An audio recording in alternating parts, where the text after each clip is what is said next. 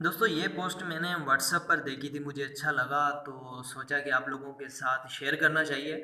अगर ये आपको अच्छी लगती है तो आप भी अपने दोस्तों के साथ इसे शेयर कर सकते हैं।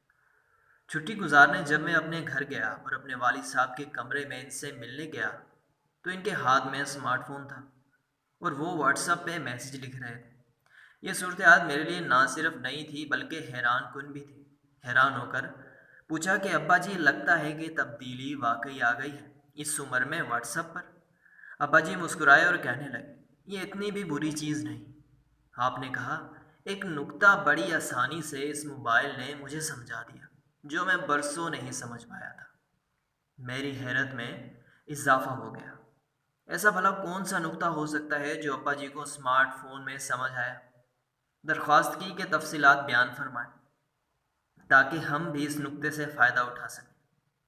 अब्बा जी बोले कि मैं 10-12 दिन से दोस्तों के साथ व्हाट्सएप में राब्ते में हूँ। जो दोस्त एक दो दिन राब्ता नहीं करते, इनके नाम और पैगामात बहुत नीचे चले जाते हैं।